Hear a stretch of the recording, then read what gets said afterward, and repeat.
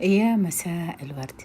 اليوم بإذن الله تعالى بسوي معاكم فطيرة من الفطاير اللذيذة اللي ممكن تاخدوها كوجبة غداء وإفطار كوجبة عشاء، مثل ما انتم حابين. فطيرة سهلة وسريعة ولذيذة وما تاخد معاكم أي شيء، ومكونات مرة بسيطة وسهلة.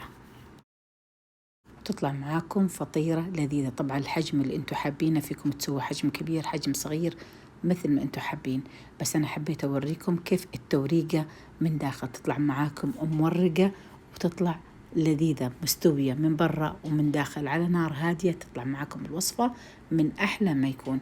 نشوف طريقتها مع بعض. يلا،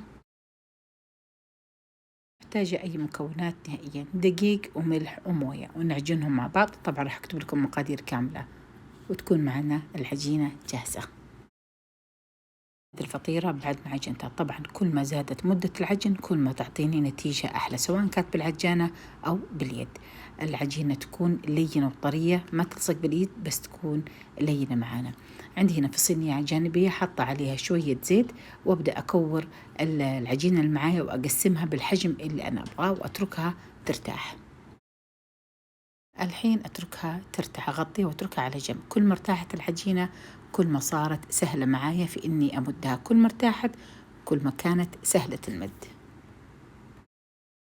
ريحت العجينة، عندي الطاولة اللي راح أشتغل فيها أمسحها بالزيت، وأبدأ أفرد العجينة الأولى اللي معايا، أرقها رقيقة مرة إلى آخر ما تكون معانا خفيفة مرة، لدرجة إن الطاولة تكون تبان معانا. أقدر أرقها بإيدي أو بالنشابة مثل ما أنتم حابين، بس لأنها تكون هي طرية ومرتاحة تمد معانا بسرعة.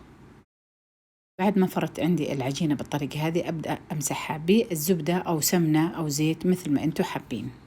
الحين أبدأ أطبق، كل ما أطبق أحط عليها من السمنة أو الزبدة أو الزيت اللي معايا، أطبق وأحط عليها من الزبدة اللي معايا. الزبدة اللي أحطها على العجينة هي اللي تعطيني التوريقة في العجينة. أخلص العجينة كلها كاملة، وبعد كده تكون عندي جاهزة، وأتركها وأريحها كمان شوية، وبعدين نبدأ نخبزها.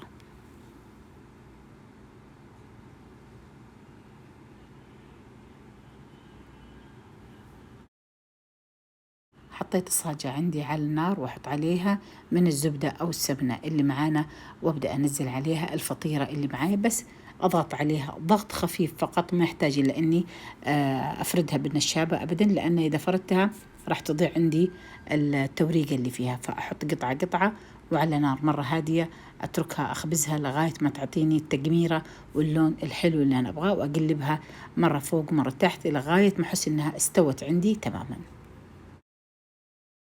قدم الفطيرة مع سكر، مع عسل، مع جبن، مع شوكولاتة، اللي انتوا تفضلونه. حني وعافية.